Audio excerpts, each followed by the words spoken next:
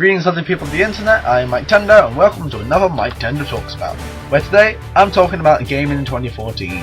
Basically I'm just going to be talking about all the games that I had a really good time with during this year of 2014. They came out in 2014 obviously. Let's start off with the game that first came out, Donkey Kong Country Tropical Freeze. It's pretty obvious though that I've talked so much about this game that it's not really worth talking about at all now, is it? Because, as I've said before, many times before, it's my favourite Wii U game at the minute, with fantastic music, great boss battles, incredible platforming, and just a damn near perfect level of challenge that is really exciting and fun to play through occasionally. So with that out of the way, let's move on to the next one, which is Yoshi's New Island, which is basically a return to Yoshi's Island formula of games that was released for Nintendo 3DS in March. Now I hear a lot of people saying, oh, it's just another Yoshi's Island game, it's the new Super Mario Brothers of the Yoshi games.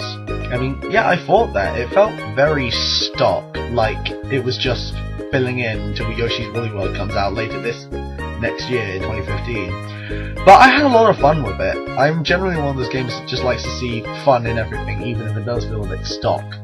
But yeah, I had a lot of fun with it. The music was terrible though, I can agree there. Nothing like a good old-fashioned kazoo to make you love the music of the game. But in terms of the gameplay standard, it was really fun. I really liked the boss battles of the game. It was mixed in with the usual Yoshi norm of big enemies and fights with Kamek, which were really fun to fight as well.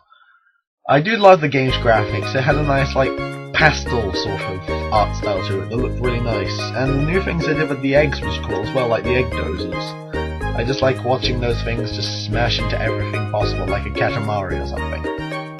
But yeah, that's all I can really say about Yoshi's New Island. I think it's a fun game, and I would recommend you pick it up if it's cheap.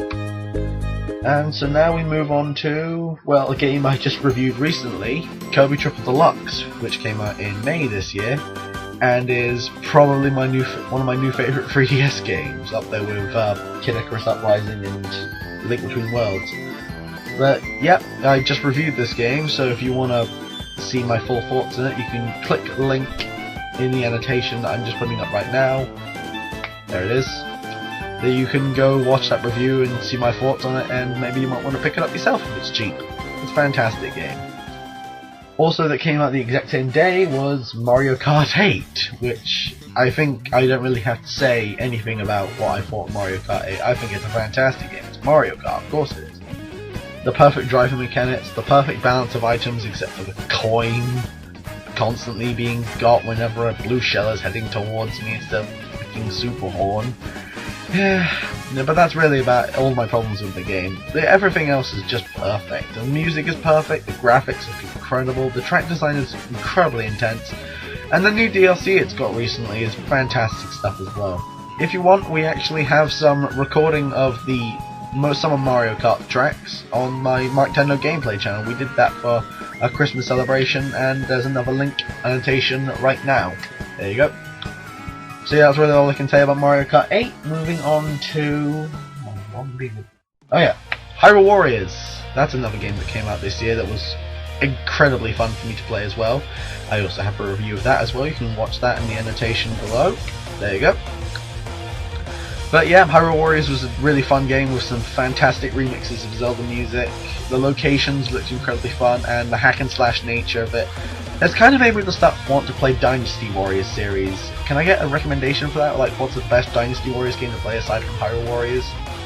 But aside from that, Hyrule Warriors was a fun game. It was a game that I finally thought had a decent enough story. I just wish they had some voice acting now, because, yes, let's face it, the Faces of Evil and Zelda Wonder Gamelon were long ago. You don't need to be fearing of those games anymore when you've clearly got some stuff from voice acting now, with stuff like Kid Icarus Uprising and the Star Fox series, mostly.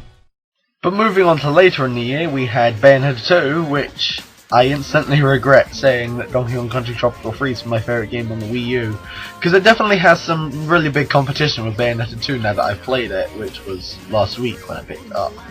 But it's a fantastic flipping game with tons of great combos and fighting styles. There's a really good story, even though it's not really that great. It doesn't really explain much. Fantastic soundtrack, great looking game, and it has a lot of that Platinum Games style to it that makes it just seem like a really fun, great time. It was also with that I finally managed to play the first game all the way through, the first Bayonetta, and I gotta say that was a very fun game as well. Again, a lot of that Platinum Games charm, a fantastic soundtrack, and a lot of the sort of crazy stuff I used, again as I just said, a lot of the crazy stuff I'm used to seeing in Platinum Games. But yeah, fantastic game, highly recommend the pair of them. If you can get the pair of them on like the special edition for Bayonetta 2, highly recommend it, pick it up when you can. But moving on to later in the year, we of course had the biggest game of the year. Well actually, there was the other matter, Sonic Boom Rise of Lyric. I have talked slightly about this in the first episode of Miketendo Talks About, and I plan to review the game when I come back from a certain break in March.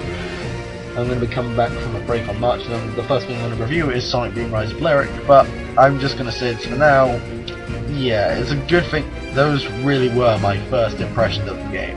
But if you want to find out more, well, I have the first Miketendo Talks About, which was about Sonic Boom Rise of Lyric, that you can watch in this annotation and description. There you go. And of course, you can also find my review when it comes out in March.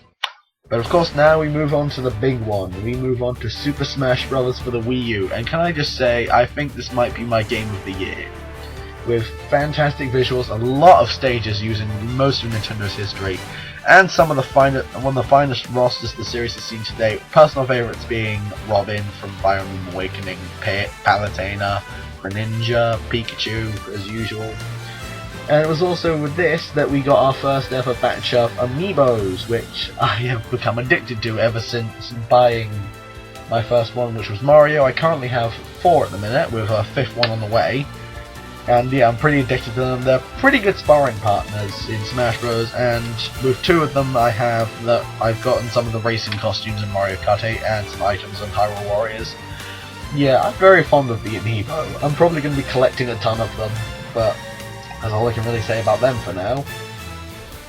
And thus, as we come to the end of the year, well, I didn't really talk about games I played for the first time during this year, so I think I'll go into a bit of a tangent about that. Games I played for... Oh, right, of course, I just forgot about one. Tales of Exilia 2. I mentioned back in the Tales of Exilia review that I was really looking forward to Tales of Exilia 2. Well, I said Tales of Exilia in that review, but I was just reviewing that game. It was just a stupid mistake of mine. But yes, Tales of Exilia 2, played through it, like, week of release. It is a fantastic game with a ton of great music, a ton of great visuals, and probably one of the slightly darkest stories I've seen in video games. I haven't played Majora's Mask yet, but I'm excited for the remake. It's definitely like the Majora's Mask for the Tales of series. It has a lot of dark elements. It's very... I wouldn't say... It's very sad. I cried a couple times during the game.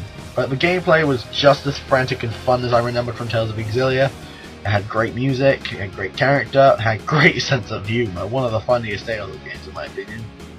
And it's overall a fantastic game that I recommend you pick up, and yeah, that's about it, really. So yeah, other games I played during the year, I finally got my hands on Xenoblade Chronicles during this year, which is a game I'm currently playing through. I think it's a good game so far. We'll just see how that turns out when I finish it in about a month, at the end of next year, I think. But yeah, this was the year I was introduced to a lot of franchises, what from getting a PS3, Ratchet & Clank, Metal Gear Rising, Sly Cooper, Tales of Symphonia, and they're all fantastic games, and they're looking to get a review sometime during the year. But as I can say for now, I've been Miketendo, and I'll see you next time on the next Miketendo Talks About.